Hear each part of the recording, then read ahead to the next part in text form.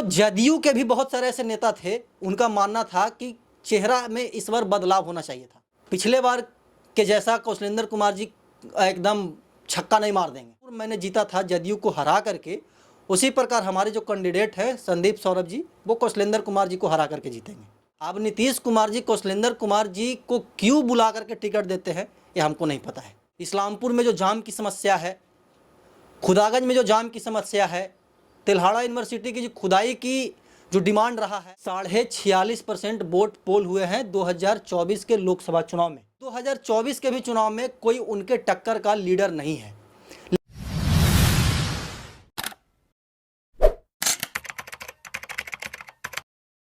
पूरे देश से लोकसभा चुनाव की जो सरगर्मी है वो समाप्त हो चुकी है। अलग अलग मीडिया रिपोर्ट अलग अलग गठबंधनों की सरकार बना रही है अपने एग्जिट पोल में। कई मीडिया रिपोर्ट्स का मानना है कि एनडीए का प्रचंड बहुमत से तीसरा बार सरकार बनने जा रहा है और प्रधानमंत्री नरेंद्र मोदी तीसरा बार शपथ लेने जा रहे हैं। वही कुछ ऐसे मीडिया रिपोर्ट्स हैं जो कि इंडिया गठबंधन को पूर्ण बहुमत देते हुई नजर आ रही है। अब कुल 542 सांसद जो हैं देश के, सभी का जो किस्मत है वो ईवीएम में कैद हो चुका है। अगर वही नालंदा की बात करें तो नालंदा के भी जो सांसद हैं कौशलेंद्र कुमार जी, उनका भी ईवीएम में किस्मत कैद हो चुका है। और जितने भी लोकसभा क्षेत्र के सांसद थे कैंडिडेट, सभी का जो किस्मत है वो ईवीएम में कैद हो चुका है। अब 4 तारीख को पता चलेगा कि कौन जीत रहा है, कौन हार रहा है। नालंदा दस्तक नालंदा का एक प्रतिष्ठित चैनल है। इसके जो दर्शक हैं वो चाहते हैं कि नालंदा से कौन जीत रहा है, क्योंकि नालंदा पूरे देश का सबसे अहम सीट माना जाता है, क्योंकि बिहार के मुख्यमंत्री नीतीश कुमार का गृह जिला है और यहाँ से लगातार 3 बार सांसद रह चुके हैं कौशलेंद्र कुमार, और चौथी बार उन्हें पुनः जदयू ने विश्वास जताते हुए चौथी बार टिकट दिया है। अगर पिछले 3 बार के रिकॉर्ड को देखा जाए तो लगातार लाखों वोटों से कौशलेंद्र कुमार जी चुनाव जीतते आए हैं, लेकिन इस बार का जो चुनाव है वो बहुत टफ है। टफ इस मायने में है क्योंकि अगर पिछले तीनों चुनाव की बात की जाए, 2009, 2014 और 2019, तो उनके अपोजिशन में कोई वैसे कैंडिडेट नहीं थे जो कि उनको टक्कर दे सकें।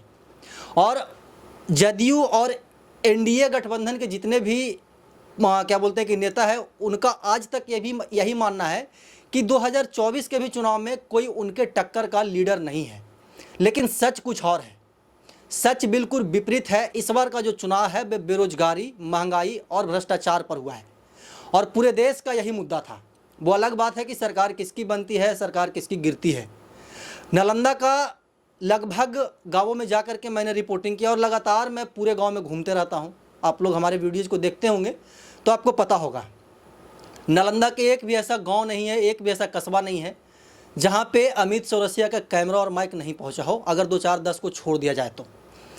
इस्लामपुर विधान अगर क्या बोलते हैं कि नालंदा लोकसभा क्षेत्र की बात की जाए तो यहाँ पे 7 विधानसभा क्षेत्र हैं, जिसमें हरनौत है, नालंदा है, हिलसा है, इस्लामपुर है, बिहार शरीफ है, राजगीर है और अस्थावा है। ये 7 विधानसभा क्षेत्र को मिल करके नालंदा एक लोकसभा क्षेत्र बनता है, जिसके कुल अगर मतदाता की बात करें पूरे नालंदा लोकसभा क्षेत्र की तो 22,88,240 कुल वोटर हैं, मतलब कि महिला पुरुष थर्ड जेंडर सब मिला करके।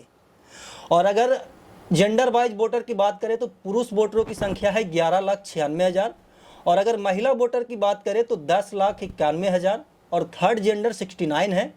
वोट प्रतिशत इस बार है 46.50, मतलब कि 46.5% वोट पोल हुए हैं 2024 के लोकसभा चुनाव में। और अगर 2019 की लोकसभा चुनाव की बात करें तो उस समय 48 पॉइंट कुछ प्रतिशत वोट पोल हुए थे, और वहां पे कौशलेंद्र कुमार जी प्रचंड बहुमत से जीत करके आए थे।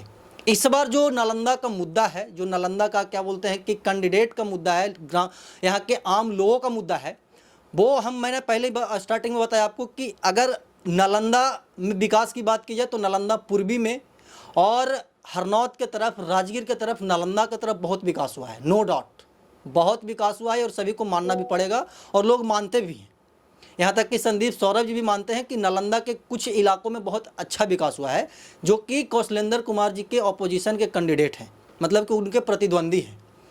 सीपीआई झंडा पे 3 तारा से उनको टिकट मिला था और पालीगंज के वो विधायक थे और इस बार नालंदा से लोकसभा का चुनाव लड़ रहे थे। इस्लामपुर दक्षिणी में अगर विकास की बात की जाए, इस्लामपुर विधानसभा क्षेत्र में अगर बात की जाए विकास की, तो क्या विकास हुआ है आपसे छिपा हुआ नहीं है। इस्लामपुर में जो जाम की समस्या है, खुदागंज में जो जाम की समस्या है, तिल्हाड़ा यूनिवर्सिटी की जो खुदाई की जो डिमांड रहा है, 2009 से नीतीश कुमार जी फव्वारा चला करके उसका क्या बोलते हैं कि एक फ़ोटो उनका बहुत वायरल होते रहता है। तो ये सब जो मुद्दा है बहुत ही अहम मुद्दा रहा है। इस्लामपुर की अगर बात की जाए तो, अगर पूरे नालंदा की बात की जाए तो अलग अलग बाज़ारों में हम जा कर के जब वार्तालाप किए तो जदयू के भी बहुत सारे ऐसे नेता थे, उनका मानना था कि चेहरा में इस बार बदलाव होना चाहिए था।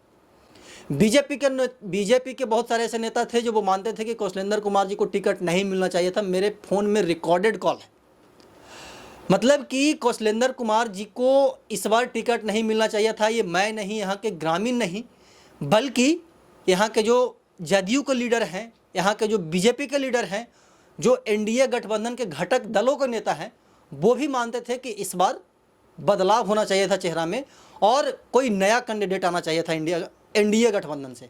खैर वो बात थी, बात गई रात गई। अब सभी लोगों का जो किस्मत है वो ईवीएम में कैद हो चुका है।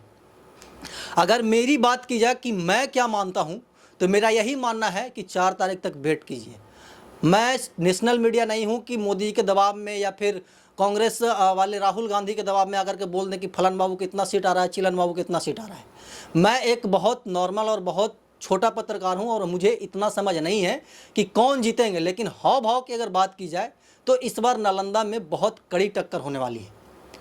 पिछले बार के जैसा कौशलेंद्र कुमार जी एकदम छक्का नहीं मार देंगे। इस बार लड़ाई बहुत टफ है। कौन जीतेगा नहीं जीतेगा मैं स्टार्टिंग से ही बता रहा हूं कि ये कहना बहुत ही मुश्किल है। और राजगीर में मैं गया, हिलसा में मैं गया, इस्लामपुर गया और भी बहुत सारे लीडरों का इंटरव्यू किया। सभी लोगों का एक प्रमुख मुद्दा था कि कैंडिडेट में बदलाव होना चाहिए था। लेकिन कौशलेंद्र कुमार जी खुद हमारे इंटरव्यू में बताए थे कि मैंने कभी भी नीतीश कुमार से टिकट मांगा ही नहीं, वो खुद मुझे बुला करके टिकट देते हैं। अब नीतीश कुमार जी कौशलेंद्र कुमार जी को क्यों बुला करके टिकट देते हैं ये हमको नहीं पता है। अगर पब्लिक डिबेट की बात करें तो पब्लिक डिबेट में मैं जब यहाँ के आम जनों से बात कर रहा था तो उनका कहना था कि कौशलेंद्र कुमार जी एक साफ छवि के नेता हैं। संदीप सौरभ के ऊपर भी कोई आपराधिक मामला दर्ज नहीं है, ये भी एक कटु सत्य है।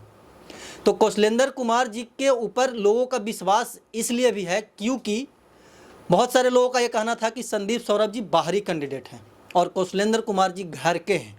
नीतीश कुमार जी जिस दिन इस्लामपुर में रोड शो कर रहे थे उस दिन भी बहुत सारे मतलब कि लोगों का कहना था कि हम अपन घर वाला के पहले देखबे ओकर बाद बाहर वाला के। तो ये जो मुद्दा है बाहरी बनाम क्या बोलते हैं कि नालंदा वासी का, तो ये मुद्दा एक टॉप प्रायोरिटी में रहा है पूरे लोकसभा क्षेत्र में। पूरे नालंदा की मैं बात कर रहा हूँ। इंडिया गठबंधन के जितने भी लीडर्स हैं हमारी, जिनसे मतलब कि बातचीत होती है, चाहे वो इस्लामपुर के विधायक हो जाए, चाहे वो शक्ति यादव जी हो जाए, चाहे नालंदा के जिला अध्यक्ष हो जाए आरजेडी के, सभी लोगों का मानना है कि इस बार चुनाव बहुत टफ है।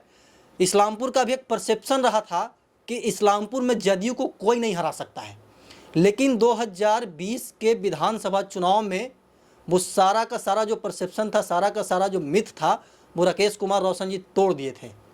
तो कहीं वही मिथ नालंदा लोकसभा चुनाव में भी साबित ना हो।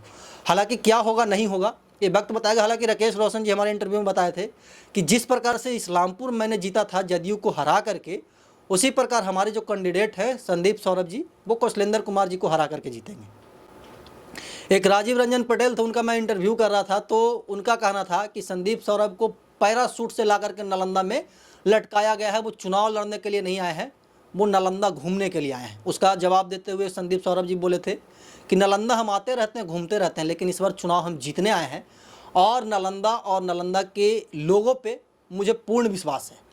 अब देखने वाली बात होगी कि नालंदा का सांसद कौन बनता है। बहुत सारा डेवलपमेंट का काम होना बाकी है, नो डाउट। अगर नालंदा पश्चिमी की बात की जाए, इस्लामपुर दक्षिणी की बात की जाए, मैं पहले ही बताया आपको कि इस नालंदा में विकास हुआ है, लेकिन कुछ स्पेशल प्रखंडों में, कुछ स्पेशल क्या बोलते हैं कि इलाकों में, जैसे कि राजगीर प्रमुख है, हरनौत प्रमुख है, उधर चंडी है, बेन है, श्रवण कुमार जी का क्षेत्र है, तो जितना भी विकास का बड़ा बड़ा लॉलीपॉप आता है वो उधर ही सीमित करके रह जाता है। मतलब कि नालंदा पूर्वी में ही, नालंदा पश्चिमी में कुछ आता नहीं है। तो नालंदा पश्चिमी के लोगों को कौशलेंद्र कुमार जी और यहाँ के जो मुख्यमंत्री हैं उनसे बहुत अपेक्षा रहता है, लेकिन वो अपेक्षा ऐसा टूटता है, उस अपेक्षा को ऐसे साइड कर दिया जाता है जैसे दूध में पड़े मक्खी को किया जाता है। तो नालंदा के लोग समझदार हैं और सोच समझ करके वोट दिए होंगे। अब किसको जीतना है किसको हारना है तो 4 तारीख को पता चलेगा, लेकिन जो माहौल है वो बहुत टाइट है, गर्मी भी एकदम कड़ाके की पड़ रही है। लेकिन जो चुनाव का नतीजा है वो 4 तारीख को आएगा। 4 तारीख में अब कुछ घंटे ही बचे हैं, 2 तारीख आज हो चुका है, 2 दिन सिर्फ बाकी है। इस बार का जो चुनाव है पूरे देश का, वो किस मुद्दे पे चुनाव हुआ है वो आप लोग को पता है। अब देखने वाली बात होगी कि देश का प्रधानमंत्री कौन बनता है और नालंदा का सांसद कौन बनता है। हम इस खबर पे आपको आगे भी अपडेट देते रहेंगे। चुनाव में हम यहाँ पे नहीं थे, चुनाव में मैं किसी बहुत अर्जेंट काम से मुझे दिल्ली जाना पड़ा था और उसका जो ट्रॉफी है वो हमारे हाथ में है। मेरे जो कॉलेज था जहाँ से मैं पत्रकारिता किया था वहाँ पे एलुमनाई मीट था, उसी में मुझे शिरकत करना पड़ा था अचानक से, तो मैं चुनाव को कवर नहीं कर पाया जिस दिन वोटिंग हो रहा था। हालांकि अब लोकसभा चुनाव समाप्त हो चुका है, अब विधानसभा चुनाव की बारी है।